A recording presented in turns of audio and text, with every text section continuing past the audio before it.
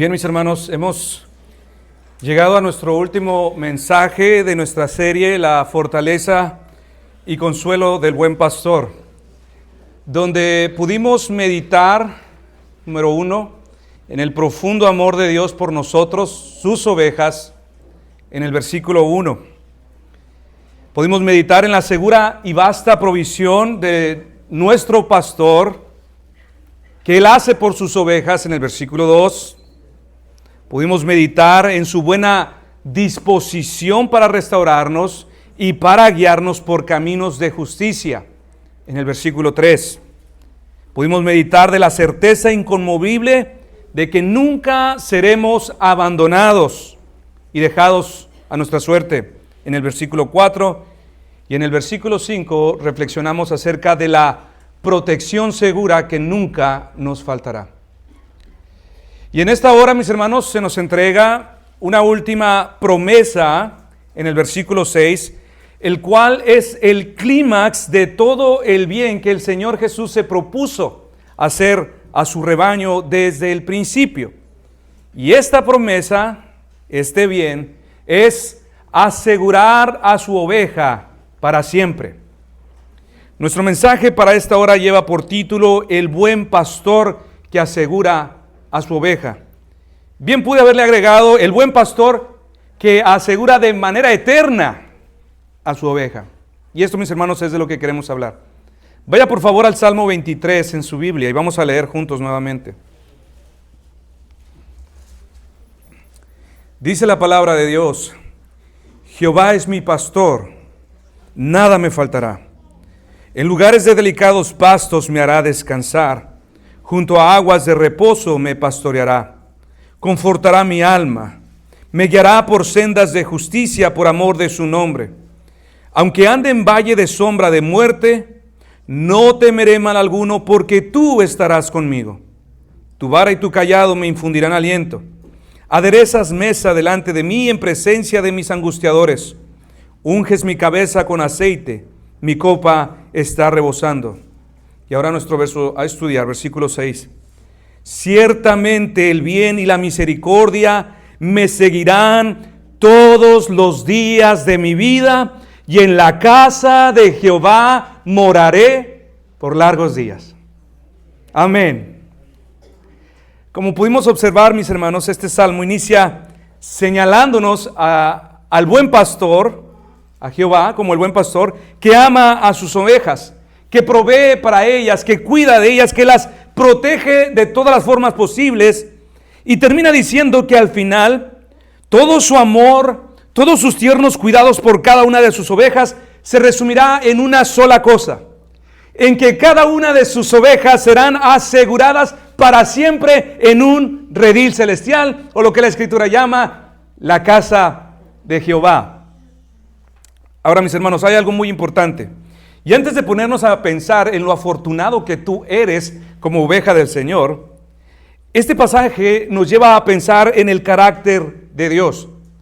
Nos lleva a contemplar su entereza, a admirar su apasionado e infalible compromiso de pastorear a sus ovejas, que Él llamó hasta asegurarlas de manera eterna. Dice Filipenses 1:16, estando persuadido de esto, que el que comenzó en vosotros la buena obra la perfeccionará hasta el día de Jesucristo. Romanos 8:29 dice algo similar: porque a los que antes conoció también los predestinó para que fuesen hechos conforme a la imagen de su Hijo, para que Él sea el primogénito entre muchos hermanos. Y a los que predestinó, a estos también llamó. Y a los que llamó, a esos también justificó. Y a los que justificó, también glorificó. Tanto Pablo, mis hermanos, como en nuestro salmo que escribe David, nos dice que Jehová es el alfa y omega de nuestra seguridad eterna. Él es el principio y el fin. Él es quien nos llama, Él es quien nos preserva, y quien de la misma manera se asegurará de que entremos a su glorioso redil. Dice Juan 6:39, y esta es la voluntad del Padre, el que me envió, que todo lo que me diera no pierda yo nada, sino que lo resucite en el día postrero. La verdad que se nos expone en este salmo, mis hermanos, es que este pastor del que hemos venido hablando durante estas semanas no perderá a una sola de sus ovejas. Ellas serán pastoreadas por valles tenebrosos, atravesarán lluvias y tormentas, cruzarán peligrosos apriscos, se encontrarán con muchos depredadores en el camino y otras caerán abatidas en el camino.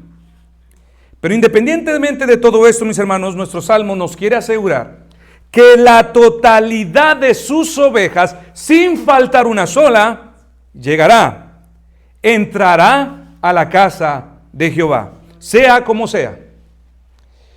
Esta es la meta, mis hermanos del Señor. Esta es su meta. ¿Y cómo es que Él la lleva a cabo? ¿Cómo es que el Señor se asegurará que ninguno de los suyos le falte? Bueno, para lograr esto, nuestro verso nos dice que el Señor nos proveerá de dos fieles y confiables acompañantes, de dos compañeros que no se apartarán de nosotros, que no se alejarán de nosotros, que no nos abandonarán, hasta asegurarse que el último de sus santos entre al dulce reposo. ¿Y quiénes son, mis hermanos? Estos lo dice el verso 6, el bien y la misericordia del Señor. Versículo 6 dice, ciertamente el bien y la misericordia, ¿qué? Me seguirán todos los días de mi vida. Hermanos, escuchen, pero escuchen con atención. ¿Han oído lo que el Señor, quien no miente, acaba de decir en este momento? El Señor te dice, ciertamente, el bien y la misericordia te seguirán todos los días de tu vida, hasta el último aliento. ¿Y sabes lo que este texto significa en la práctica, mis hermanos? Simple. Significa que esta mañana, esta precisa mañana, tú comenzaste tu día rodeado de abundantes promesas de bien. Significa que tú comenzaste esta mañana rodeado de abundantes misericordias nuevas para que las disfrutes y para que éstas sean tus fieles compañeros de día y de noche hasta el último día de tus vidas. Es lo que dice la palabra de Dios. No me lo inventé, es la palabra de Dios que no miente. Tal vez despertaste agobiado, cansado, desvelado, con dolor estomacal, no sé, afanado, a las carreras, peleando con los chamacos, que ni siquiera quizás tuviste tiempo para pensar algo tan bello como esto, hermano. Para pensar algo tan bello como esto. Pero independientemente de eso, mi hermano, mi hermana, ten por seguro que en este día y hasta este mismo y preciso instante, desde que te levantaste, desde que te cambiaste, lavaste tus dientes y te dispusiste para venir a este lugar, todo el bien de Dios, todas las misericordias de Dios te rodearon desde tu salida hasta este lugar. Todas sus abundantes misericordias te acompañaron. Nadie, mis hermanos, de ustedes puede saber lo que le depara el día de mañana. De verdad que no. Nadie lo puede saber. Pero yo sí puedo decirles lo que les espera el día de mañana. Y puedo decirles lo que les espera pasado mañana y el próximo año. No soy un brujo, tampoco soy un chamán. Solamente, mis hermanos, estoy proclamando las verdades infalibles de la palabra de Dios.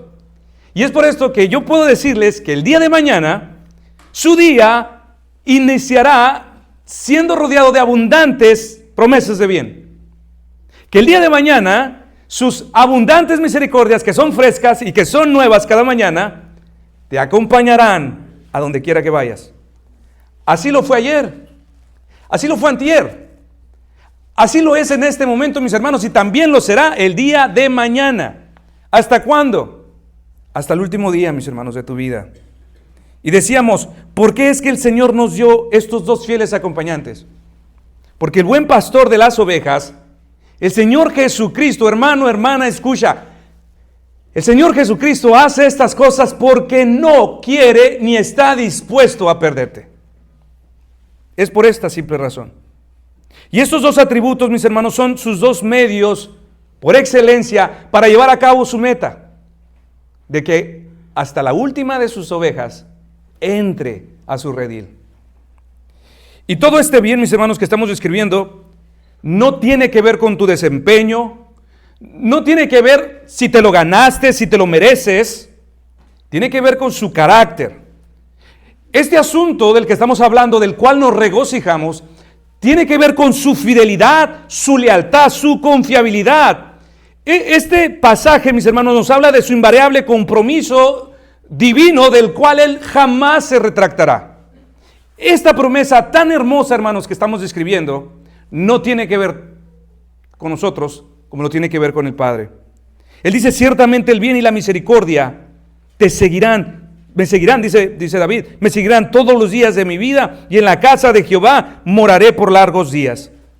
David, mis hermanos, en este salmo puede expresarse de esta manera porque él conocía el carácter de Dios. Él conoce que el amor benevolente de Dios jamás podrá ser removido de él. Él sabía que el bien y la misericordia le acompañarían porque él era amado. Y porque él era amado por este Dios que no cambia, estas cosas jamás serían retiradas de él. Hermano, David tenía muchas razones para dudar de la fidelidad de Dios. Muchas más razones que tú. Para dudar de estas promesas. Si usted sabe algo de la Biblia, recordará que David enfrentó leones, osos, enfrentó a Goliat, vivió años siendo perseguido por Saúl, sufrió un terrible dolor de ser traicionado por su propio hijo Absalón y muchos otros enemigos, y por si fuera poco, mis hermanos, otro de sus hijos, Amnón, violó a su media hermana. Esto es terrible, a Tamar. ¿Y qué decir del año, mis hermanos, que trajo sobre su familia, sobre su reino, una gran catástrofe al adulterar con una mujer ajena? ¿Acaso no serían todas estas cosas, mis hermanos, razones suficientes para que David pensara que el bien y la misericordia de Dios no le seguían todos los días de su vida? Pero aún así, mis hermanos, David pudo mirar su futuro con esperanza. Él podía ver su presente de esta manera, porque antes de conocerse a sí mismo, él conocía a Dios. Y este asunto, mis hermanos, tiene que ver con Dios más de lo que tiene que ver con nuestro buen desempeño. Aun cuando hay tantas deficiencias en David, tantas debilidades, tantas infirmezas, tanto pecado, sabe muy bien que Dios lo tomó como su oveja y ahora el Señor, como su buen pastor, ha asumido esta responsabilidad de pastorear su vida y de rodearlo todos los días con el bien y con las misericordias que le promete hasta que su alma y cuerpo estén completamente seguros en la casa de Jehová. Esto es asombroso, mis hermanos. Y es asombroso porque muchas de las veces por los embates del pecado, muchos de nosotros llegamos a desanimarnos tantos, llegamos a sentirnos como gusanos, indignos de cualquier forma de bien, indignos de cualquier migaja de misericordia de parte del Señor, que pensamos, ¿cómo puedo tener el atrevimiento de pensar que un regalo como este me seguirá todos los días de mi vida? Muchas veces las aflicciones de la vida nos hacen pensar que una promesa tan hermosa, tan grande y tan pura pudiera ser nuestra realidad de todos los días. Difícilmente creeríamos esto. ¿Cómo puede decirse que esta es mi realidad de todos los días? Pero lo es, mis hermanos. Lo es, porque esto no tiene nada que ver con nosotros, sino en cómo es Dios. Tiene que ver con el amor de Cristo. Tiene que ver con aquel que nos hizo suyo, aquel que pagó un precio muy alto para comprarnos. Esto es lo que dice la Escritura, mis hermanos. Tú te puedes ver como un gusano, sí. A veces yo también, no se cree. Pero Dios no les ve así. Desde que Cristo les compró y les justificó, ¿sabe cómo cómo se expresa la Escritura acerca de ustedes? Dice Malaquías 3:17, y serán para mí mi especial tesoro. Serán para mí mi especial tesoro. Y esto tiene que ver con Dios, tiene que ver con su carácter. Y le pregunto, ¿cómo es que tú tratas algo que consideras un tesoro? ¿Cómo lo proteges? ¿Cómo lo consideras? Bueno, mis hermanos, el Señor dice que su iglesia es su especial tesoro, su tesoro preciado, su joya. En el libro ilustrado para niños, quiero leerles este apartado. La ovejita Sammy, su pastor, mi esposa se lo leía a mis niñas. Se relata la siguiente historia. Una ovejita enferma y desnutrida estaba atrancada entre los alambres de una cerca de púas. Su pastor tirano y malvado, que ya estaba harto de ella, alzó su brazo con un garrote en la mano para al fin deshacerse de ella. Pero el buen pastor de Sammy, quien estaba muy cerca, escuchó el barullo y llegó justo a tiempo y gritó: «¡Espera! ¡No le hagas daño!». A lo que el pastor tirano replicó: «No es más que una ovejita inútil y tonta. No vale la pena salvarla». El buen pastor, sin decir ni una sola palabra, se acercó a ella muy tiernamente. Comenzó a destrancarla suavemente. La ovejita sucia y desnutrida miraba con miedo al pastor de Sammy, pues no entendía lo que sucedía. Sammy intentó tranquilizarla y le dijo: «No pasa nada, no tengas miedo, mi pastor es bueno, él te ayudará». Finalmente el pastor de Sammy liberó a la ovejita y cuidadosamente la colocó en un lugar seguro y dijo al pastor tirano: «Te la compraré». Le respondió: «¿Para qué quieres una oveja como esta? Está enferma, sucia, flaca, maloliente y probablemente muera muy pronto». El buen pastor sonrió y dijo: «Puede ser, pero yo la quiero y quiero comprarla para que sea una de mis ovejas». Pagó entonces el alto precio y la oveja tiernamente tiernamente levantó entre sus brazos a su nueva oveja, quien estaba muy enferma, sucia, desnutrida y maloliente. Y mirándole el pastor a los ojos le dijo: «Ahora eres mía, nadie podrá separarte de mí. Yo nunca te abandonaré y yo siempre te cuidaré. Ahora, mi oveja, ¿qué nombre te pondré?».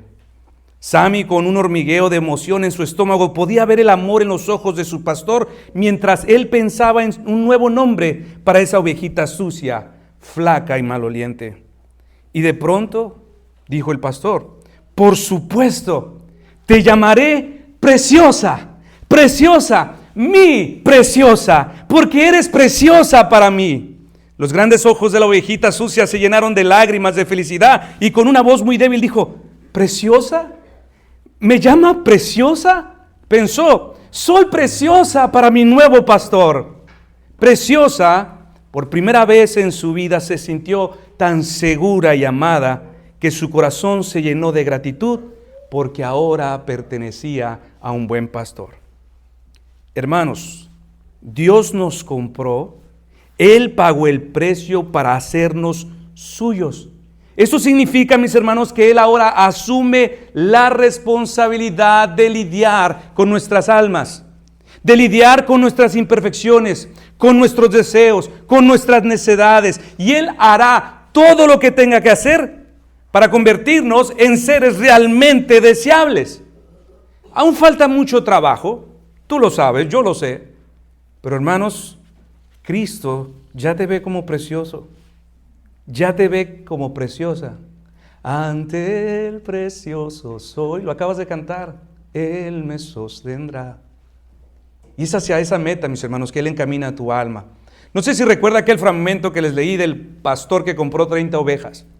Este pastor dice que cuando él compró estas 30 ovejas, él no sabía, mis hermanos, que las ovejas demandan mucho cuidado. Él no sabía que las ovejas requieren mucha atención. Él no sabía que estas siempre están mediosas, alarmadas. Él no sabía que son tercas, que suelen tener hábitos muy tontos, que prefieren comer el pasto amarillo que el verde. Tantas cosas, dice, que no sabía, que tuvo que entregar su vida entera para el cuidado de estas.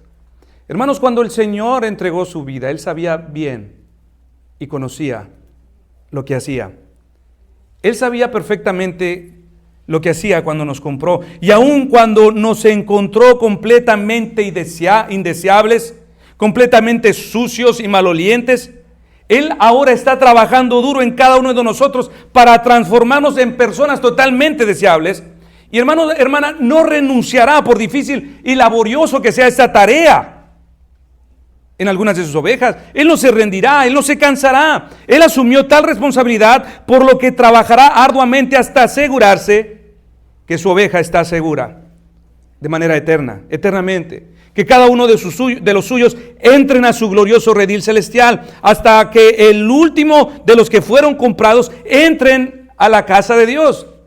Pero repito, mis hermanos, esta certeza nuestra no tiene que ver con nosotros, tiene que ver con su carácter, tiene que ver con cómo es Él. Si nuestro buen pastor desistiera o renunciara en llevar a alguno de ustedes, mis hermanos, de los que creen, al cielo, de manera que te perdieras eternamente en el infierno, Él defraudaría su carácter. Él defraudaría su persona. La firmeza de su carácter quedaría manchada. Él no podría ser ya un Salvador eficaz, verdadero. Él no podría llamarse 3 veces santo, porque si Él perdiera a uno de nosotros, Él llegaría a ser semejante a uno de nosotros, a quienes no les importa manchar su reputación. Dios no es así. Dios tiene un compromiso supremo con el honor de su propia gloria. Y Él no puede tomar este riesgo. Y es por esto, mis hermanos, que decimos que esta certeza tiene que ver en cómo es Dios, tiene que ver con el compromiso de su gloria. Un ministro escocés que visitaba a una mujer muy piadosa, muy anciana, ella ya estaba en su lecho de muerte, le preguntó: ¿cómo te sientes? Ella respondió: bien, mi Salvador nunca me dejará perecer eternamente. El ministro replicó: pero supongamos que Él no cumple su promesa y te pierdes eternamente. Ella respondió: no pasará, porque Él perdería más. ¿Por qué?, preguntó el ministro. Porque yo solo perdería mi alma. Pero si Él, después de tomarme, renunciara, Él perdería más. Perdería la gloria de su honor, perdería la gloria de su dignidad, la gloria de su palabra. Él perdería mucho más. Y como esto no va a pasar, yo estaré bien. Dice el Samuel 12:22, pues Jehová no desamparará a su pueblo, porque por su grande nombre ha querido hacerlos pueblo suyo. Esto no pasará, mis hermanos. Desde el momento que el Señor nos compró, no puede más que seguir con su plan. Ya no hay vuelta atrás. Él, por amor a su propia gloria, no puede más que seguir adelante hasta completar su obra. Y repito, ¿cómo es que el Señor se asegurará de lograr esto? Bueno, ya lo hemos dicho. Nuestro salmo nos dice que nos concedió 2 guardaespaldas, 2 fieles compañeros que nos seguirán en todo este peregrinaje de nuestra vida. ¿Quiénes son? El bien y la misericordia. Estos gloriosos atributos, dice nuestro verso, mis hermanos, serán nuestros fieles acompañantes, nuestra firme retaguardia en el todo de nuestra vida. Kenneth Valley escribió: desde los altos prados hacia su camino de vuelta a casa, el pastor ovejero sabe el peligro de los lobos que siguen el rastro de las ovejas. Estos depredadores siguen el rebaño hasta que alguna de las ovejas más jóvenes o de las más cansadas queda atrás para convertirla en su presa. Por esta razón, el pastor ovejero cuenta con 2 valientes guardianes que siempre van detrás del rebaño, sus 2 perros. Hermanos, y así es como estos 2 fieles guardianes protegen al rebaño del Señor. Así son el bien y la misericordia para el pueblo del Señor. El bien y la misericordia son como esos 2 adiestrados y valientes perros que defenderán al rebaño de sus enemigos, que no permitirán que alguno sea abatido o que alguno de ustedes se quede atrás. ¿Alguna vez ha visto esos videos, mis hermanos, de los pastores ovejeros? ¿Qué pasa cuando una oveja se queda muy atrás? ¿Sabe lo que hacen estos perros? ¿Qué hacen? Pegan un mordidón. Sí. Y hay veces, hermanos, que el cristiano en la vida experimentará este dolor, pero es por tu bien, para avanzar, para seguir adelante, para unirse al resto del rebaño. Y en la Biblia, mis hermanos, encontramos prueba tras prueba de la actividad de este bien y de la misericordia que nunca desampararon, siempre tengo problemas con esa palabra, a los siervos del Señor, que siempre siguieron a los siervos de Cristo. Por citar algunos ejemplos, tenemos la vida de David. Ciertamente el bien y la misericordia acompañaron a David todos los días de su vida. Cuando enfrentó a Goliat, cuando Saúl le persiguió, la burla de Mical, la traición de Aitofel, la maldición de Simeí, la revuelta de Absalón, las maquinaciones de Adonías por coronarse rey. En cada etapa, mis hermanos, y momento, el bien y la misericordia acompañaron a David. Ciertamente el bien y la misericordia acompañaron a José en el desprecio de sus hermanos, al ser vendido como un esclavo, al haber sido difamado y calumniado, al haber sido puesto en prisión, al haber sido olvidado por años en esa prisión. A través de todas estas luchas, mis hermanos, y pruebas y aflicciones, nuevamente el bien y la misericordia acompañaron a José. De la misma manera, el bien y la misericordia del Señor siguieron a Moisés. Aún en su niñez Dios preservó su vida. Cuando mató al soldado egipcio, cuando peleó y defendió a las hijas de Jetro, cuando se encontró con la zarza ardiente y recibió la misión de regresar a Egipto, cuando enfrentó a Faraón, cuando llevó al pueblo de Dios durante 40 años por el desierto. Podemos decir nuevamente que el bien y la misericordia del Señor no se apartaron de él. Y así, mis hermanos, como Dios no se negó a acompañar a estos hombres en sus distintas pruebas y aflicciones, así de la misma manera, mis hermanos, Dios se resiste, se niega a abandonar a cualquiera de ustedes que ha tomado como su hijo.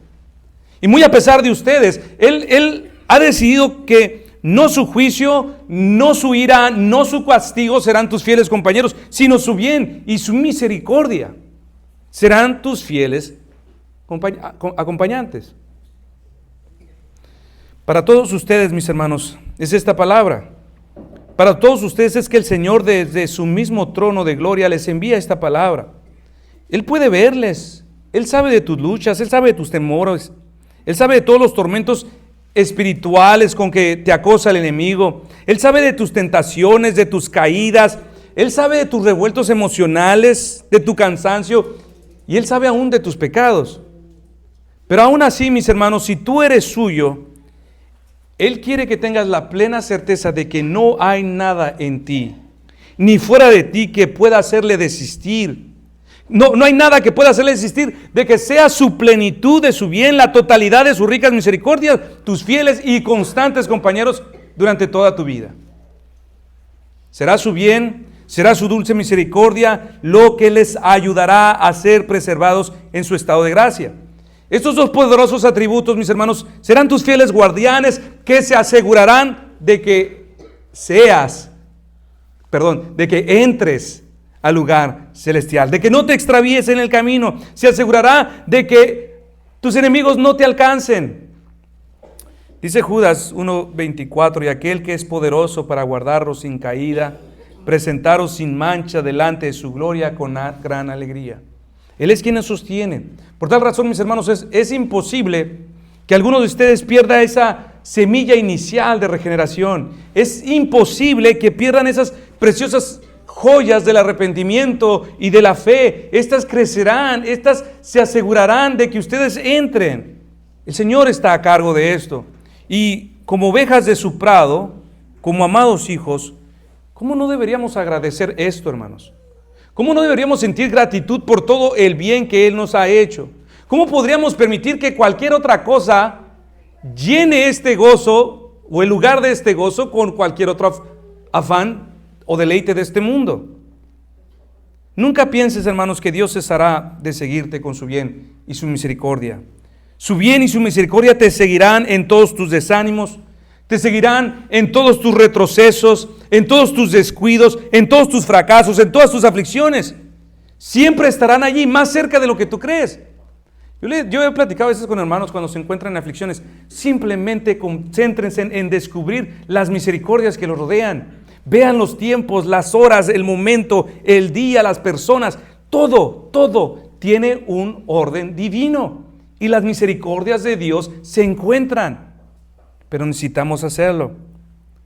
Y hermanos, decíamos pues que estas misericordias siempre estarán allí.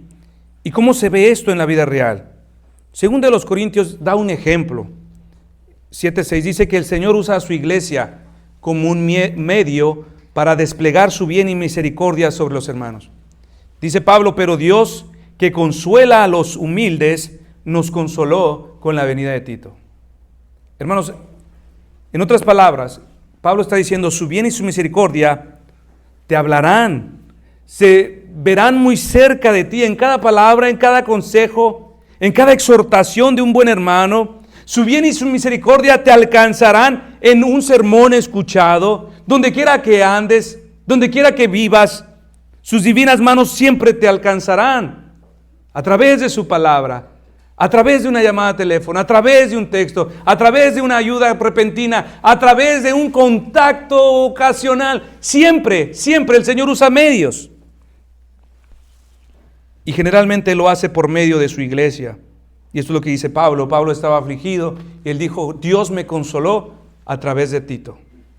Ciertamente el bien y la misericordia me seguirán todos los días de mi vida. Y así, mis hermanos, será hasta que llegues a casa. Y sigue diciendo nuestro texto, y en la casa de Jehová moraré por largos días. Si nosotros tratamos de establecernos en esta tierra, mis hermanos, si tratamos de derivar nuestra felicidad en las cosas de este mundo, las cosas que este mundo tiene para ofrecer, sepa una cosa, tú vivirás una vida arruinada. Porque nuestro pasaje infiere que todos nosotros somos peregrinos que caminamos por una tierra extranjera, una tierra donde no tenemos derechos, donde de verdad no somos aceptados, somos como arrimados en una casa ajena. No sé si tú nunca has vivido en una casa ajena. No, qué horrible. Cuando ya a los 3 días apestas en ese lugar. Así dice el dicho, ¿no? Y es así, mis hermanos, porque nosotros no estamos en casa. No estamos en casa. Aún no hemos entrado al gran y último reposo del Señor. Pero mientras ese día llega, mis hermanos, nosotros debemos vivir con la mirada puesta en lo eterno, en las cosas venideras. Debemos tener nuestra esperanza en aquello que aún no hemos tocado, que aún no hemos visto. Por lo pronto, esta no es nuestra casa. No puedes aferrarte, no puedes derivar tu felicidad, porque Dios se va a encargar de derrumbarlo. Si tú estás tratando de juntar y juntar dinero, si tú estás tratando de comprar la felicidad, créeme, el Señor sabe que este lugar se quemará y este lugar no puede ser tu hogar. Él se encargará, este no es tu casa. Entonces, tal y como dice Hebreos 11, mis hermanos, conforme a la fe, dice, murieron todos estos sin haber recibido lo prometido, sino mirándolo de lejos y creyéndolo y saludándolo y confesando que eran extranjeros y peregrinos sobre esta tierra. Y este verso 6, mis hermanos, del Salmo 23, concluye que todo el rebaño, que toda la iglesia será asegurada, será pastoreada hasta aquel día que entren por las puertas eternas. Aquellas puertas eternas que Cristo atravesó una vez por nosotros y para siempre. Esto es lo que dice nuestro texto. Y en la casa de Jehová moraré por largos días. Y el Señor, mis hermanos, usa la palabra casa para transmitirnos esa calidez, esa seguridad, mis hermanos, que solamente se experimenta en casa. En otras palabras, estas palabras están rodeadas de amor fraternal, nos hablan del abrigo que allí experimentaremos. Y yo les pregunto, mis hermanos, ¿en qué otro lugar, si no es nuestra propia casa, mis hermanos, donde nosotros, incluso como hijos, nos sentimos bienvenidos? ¿Qué otro lugar, mis hermanos, es donde nosotros nos sentimos cómodos, aceptados? ¿Dónde nos sentimos amados? ¿Dónde nos sentimos invitados? Ese es el lugar de nuestra casa, mis hermanos. Y aun cuando yo tengo un lugar donde habitar, cuando yo voy a la casa de mis padres me siento así. Estoy en mi casa. Yo puedo abrir el refri y si hay algo ahí me lo puedo comer. Si hay una coca sin destapar, me la puedo tomar y no hay problema. Estoy en mi casa. Y algo así, mis hermanos, está detrás de esta expresión. La casa del Señor es una expresión bíblica que nos habla acerca de ese lugar fraternal en el que Dios habita. La morada celestial donde nosotros somos recibidos como hijos, como hijas. El lugar de descanso para todos los creyentes. Donde cada miembro de su cuerpo tiene el privilegio y honor de ser recibido. Así como un buen padre recibe a sus hijos en su casa. Y ahora, hay algo, mis hermanos, especial en esta palabra casa. Y que debe ser desmenuzado si queremos extraer su precioso contenido. Y David lo infiere en este verso. David dice en otros salmos que él amaba habitar en la casa del Señor. David frecuentemente iba con la multitud, dice la Escritura, conduciéndole a la casa de Dios con voces de alegría y acciones de gracia. Hermanos, David nunca se enfadó ni se durmió en la casa del Señor. No. ¿Sabe por qué? Porque David, al estar frecuentemente en la habitación del Señor, pudo aprender más y más acerca de Dios. Esto era lo que lo mantenía despierto. Esto es lo que lo mantenía entusiasmado en la casa del Señor. Esto fue lo que le motivaba a estar allí siempre. Dicho de otra manera, mis hermanos, todo lo que rodeó la habitación de Jehová en el Antiguo Testamento, sea el tabernáculo, sea el templo, ¿qué es lo que representaba? Usted lo sabe. Representaba al Mesías prometido. Y fue esto, mis hermanos, lo que cautivó el corazón de David al estar en la casa del Señor. Por esta razón, estando en el mismo templo, él expresó palabras como las que dijo en el Salmo 40. Sacrificio y ofrenda no te agrada, has abierto mis oídos, holocausto y expiación no has demandado. ¿Qué es lo que está diciendo David? David estaba comprendiendo algo allí mismo en el lugar donde se ofrecían holocaustos, donde se ofrecían sacrificios. Esto no es necesariamente, Señor, lo que tú estás demandando. Estos sacrificios, estos holocaustos, no son especialmente de lo que tú quieres hablarnos. Fue por eso, mis hermanos, que cuando David estaba allí en la casa, David miró algún cordero siendo ofrecido como una ofrenda encendida, y era un momento solemne que le anunciaba y le hablaba de aquel verdadero sacrificio. David estaba aprendiendo en la casa del Señor. En cada sacrificio ofrecido nuevamente año tras año, David entendió la necesidad del verdadero cordero que quitaría el pecado de una vez y para siempre. Aprendió que la habitación de Jehová, sin derramamiento de sangre, no hay perdón de pecados. Aprendió en el mismo templo del Señor que nadie puede verdaderamente acercarse a Dios sin primeramente haber habido derramamiento de sangre. Cuando el humo se elevaba por los cielos, él pudo ver nuestra necesidad de Cristo, de un intercesor delante de Dios. Él dijo en el Salmo 141:2, suba mi oración delante de ti como el incienso, el don de mis manos como la ofrenda de la tarde. En el candelero de oro él miró siendo al Mesías la verdadera luz que ilumina a todo hombre. La mesa de los panes le enseñó a David que el Mesías prometido sería el pan del que todos debían comer. El velo erguido en el lugar santísimo le enseñaba que el verdadero sacrificio no había sido aún ofrecido. En sí, mis hermanos, David al estar en el templo, en el lugar, en la casa de Jehová de aquel entonces, él entendió que la verdadera justificación, el verdadero perdón que vendría por medio de Cristo, él aprendió algo acerca de la santificación, de la intercesión de este sacerdote y de la salvación que saldrían de él. Así que, mis hermanos, si nosotros nos preguntamos por qué David amaba la casa de Jehová, en una simple respuesta nosotros podemos decir, porque allí él encontraba ¿qué? A Cristo. Porque ahí él encontraba más y más de Cristo. Hermanos, ¿por qué es que el cielo es un lugar deleitoso? Porque ahí es un lugar donde no hay dolor. Es cierto, pero no es la verdad. Porque ahí es un lugar donde ya no hay muerte. Casi. Pero no es la verdad. No es el todo la verdad. Porque estaremos libres de enemigos. Es por estas cosas que el cielo es un lugar deleitoso, mis hermanos. No. Porque Cristo está allí. La casa de Jehová, mis hermanos, es un lugar deleitoso para todos los creyentes porque Cristo, el amado, estará allí y no por ninguna otra cosa. Si nosotros nos deleitamos en las realidades eternas de un lugar sin sufrimiento, sin dolores de espalda, sin tratamientos médicos, etcétera, etcétera, no es la razón. Es porque Cristo está allí. Pedro obtuvo un vislumbre más claro, mis hermanos, que David en el templo. Y concluyó lo mismo. Recuerda en Mateo 17 cuando el Señor Jesús se transfiguró delante de Pedro, Jacobo y Juan. Él se presentó, resplandeció delante de Dios y dejó ver su gloria divina. Dice la Escritura que sus vestidos se hicieron como luz. ¿Y qué fue lo que dijo Pedro, mis hermanos? ¿Recuerda usted? Al ver este esplendor de gloria, dice la Escritura, entonces Pedro dijo a Jesús, Señor, bueno es para nosotros que estemos aquí. Si quieres, hagamos aquí 3 enramadas, una para ti, otra para Moisés y otra para Elías. En otras palabras, Pedro estaba diciendo, pues vámonos poniendo cómodos aquí. Vámonos haciendo casa a este lugar. Vamos haciendo el lugar en el que queremos estar. Y hermanos, cuando Pedro miró a Cristo en su persona, supo que este era el lugar en el que él quería estar. Y hermanos, esto debería ser lo mismo para nosotros. Debería ser lo mismo para nosotros. Nosotros no venimos tanto a la iglesia para ver si me gustan los cantos, para ver si los hermanos me tratan como me gusta ser tratado.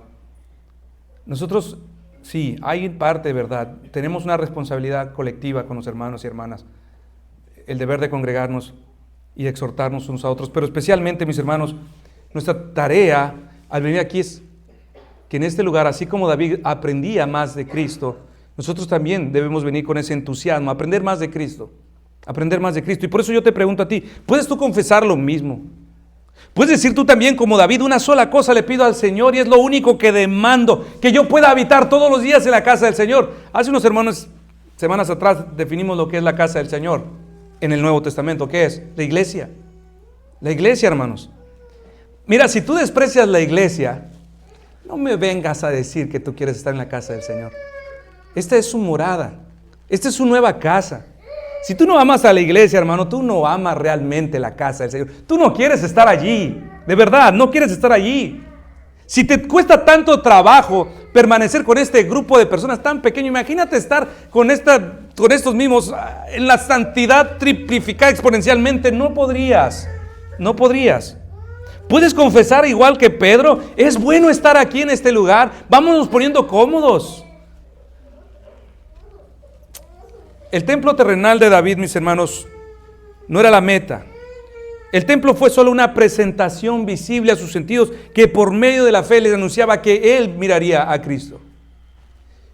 Y ahora te pregunto otra vez, ¿cómo sabes que tienes una fe como la de David? ¿Cómo sabes? Él miraba los símbolos para conocer más de Cristo, utilizaba estos medios que se extendían hasta conocer. Pero ¿cómo sabes tú, hermano, hermana, que tú tienes verdadera fe? Es muy simple, hermanos. El Señor también nos ha dado unos símbolos, unos medios neotestamentarios para que no nos engañemos. ¿Cómo se ve la expresión de tu fe delante de las ordenanzas del Señor, por ejemplo? ¿Sabes que por medio de la Santa Cena, como medio de gracia, obtienes más y más de Cristo? ¿Bebes de su plenitud? ¿Comes de su carne espiritual? Esto sí es una obra de fe. ¿Cuál es tu actitud frente a la oración? ¿Sabes que verdaderamente la oración se eleva hasta encontrarse con Dios? Se conecta con Dios y conecta a Dios con nosotros. Que no puedes desear más que estar allí. No sé cuántos de ustedes, hermanos, los que les dejaron tener novia y que les llamaban, hey, ya es hora de regresarte a casa. ¿Cuántos de ustedes decían, hablo a los varones principalmente, decían, ay, qué bueno, para que me habló, ya me quería ir a la casa? ¿Verdad que no? Porque es un lugar que disfrutamos, estar con la muchacha que nos gusta. Bueno, así también es la oración. La oración se encuentra con el amado, con el ser divino, que no puedes más que desear seguir allí. ¿Cómo se ve tu vida de oración? ¿Cómo se extienden ahora, mis hermanos, los brazos de tu fe cuando la palabra es predicada? Tomas más y más porque sabes que por medio de ella, de la exposición de su palabra, el Espíritu del Señor te administra más de su gracia. Todo lo que quieras recibir de Dios, Él está dispuesto a dártelo a través de la predicación de su palabra. ¿Cómo se extienden tus brazos de la fe para tomar, hermanos, los diamantes y preciosos tesoros que desde hace media hora están siendo dispersados? Así que, mis hermanos, podemos decir en base a esto que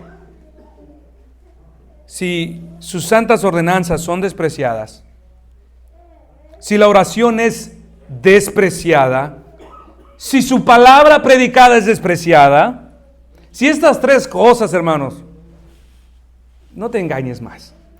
No te engañes más. De verdad, no tienes fe. No tienes verdadera fe. No me importa cuánto estudies, cuánto leas, cuánto escuches. No tienes verdadera fe.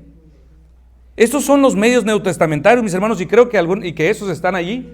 Están para nutrir nuestra fe, para extender nuestra fe, para fortalecernos, pero también están como medios visibles para que nosotros podamos evaluar de alguna manera en su gracia cómo es que está marchando y cómo es que se está manifestando la realidad de nuestra fe que decimos profesar.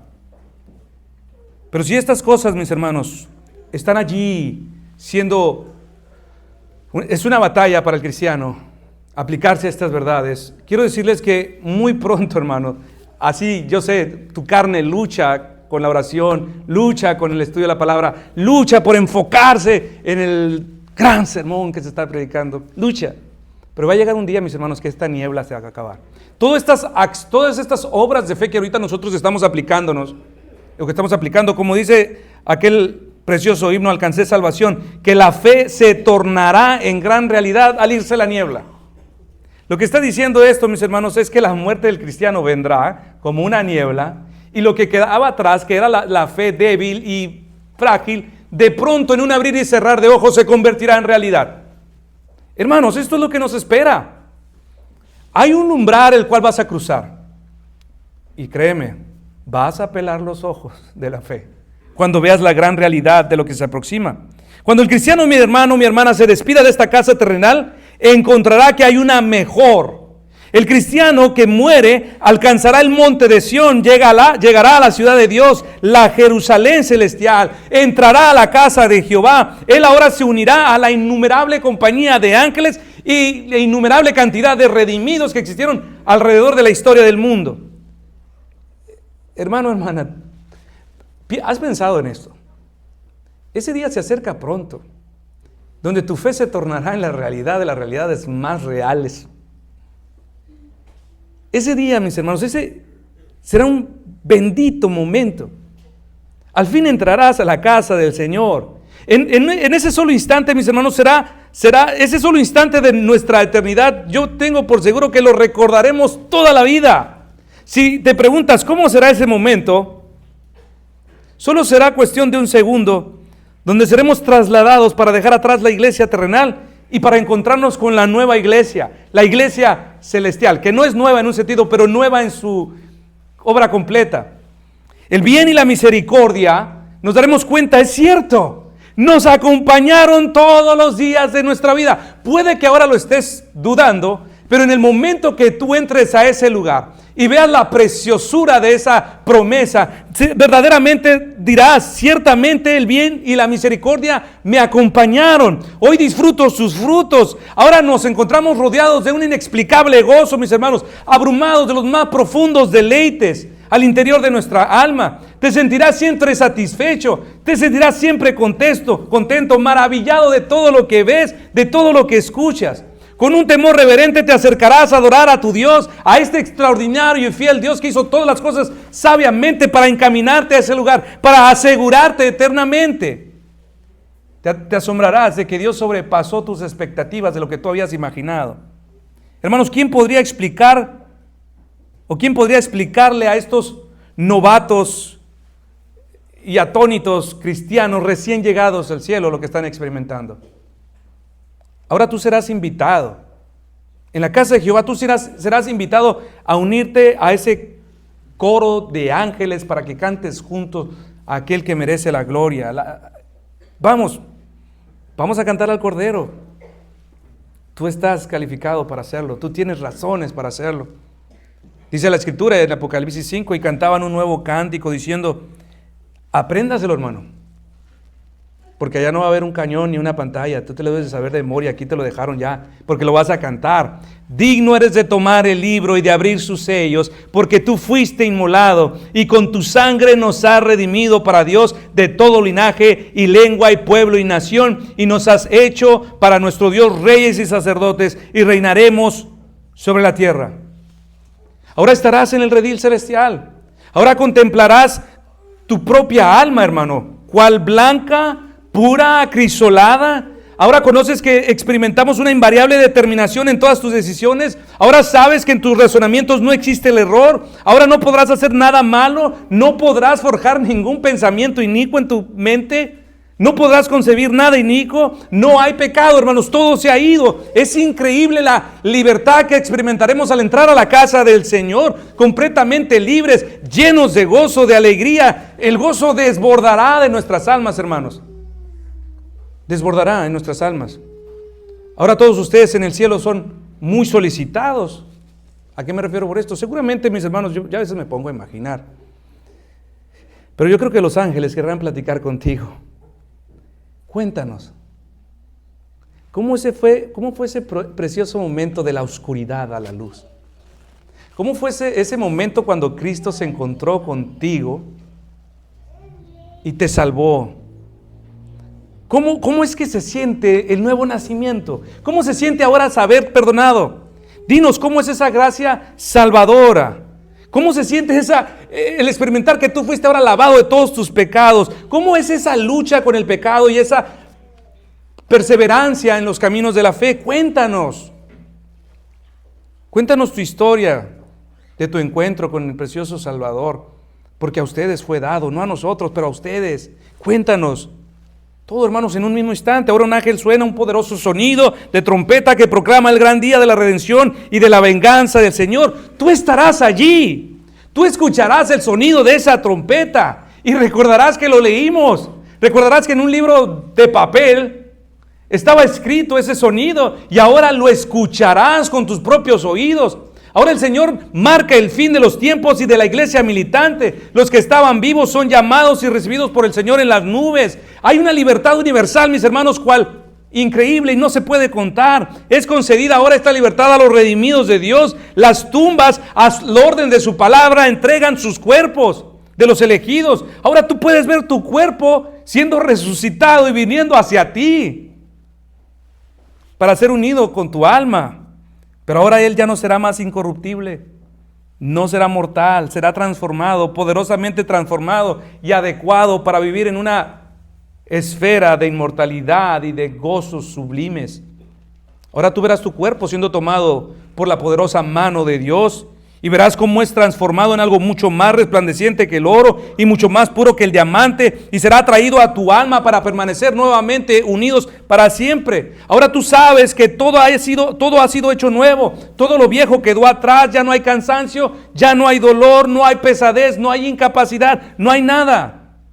Ahora un ángel marca el inicio, mis hermanos, de una gran ceremonia celestial. Cada uno de ustedes pasará al estrado de Dios para recibir su herencia gloriosa, con un nuevo cuerpo, una nueva alma, y para que sus nombres sean confesados delante de los ángeles. Esto sucederá, mis hermanos, en la casa del Señor. Entre un estruendo de gloria y júbilo, ahora todo está terminado. Ahora todo terminó. Estamos listos, se cumplió en totalidad lo que muchas veces escuchamos. La manada pequeña recibió el reino. Los que fueron pobres hoy fueron enriquecidos. Los que pelearon la buena batalla ahora recibieron sus coronas. Los atribulados ahora fueron consolados. Todos los que sufrieron fueron llevados al río para enjuagar cada lágrima. Todos ahora reciben una llave para habitar las moradas que Cristo preparó para ellos. Ten, hijo, ten, hija, tu nueva casa. Pero la de San Luis, ¿y esa qué? Se quemó. Esto es demasiado, mis hermanos, para ser soportados por un corazón terrenal. Pero en ese momento tú recibiste un cuerpo que será capaz de soportar el gozo del que estamos tratando de escribir. Y tú estarás allí, hermano, hermana. Tú estarás allí. No sé si tú lo creas.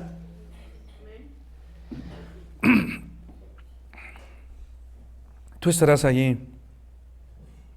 Y de pronto, y tomo un poquito de agua, porque voy a leer algo.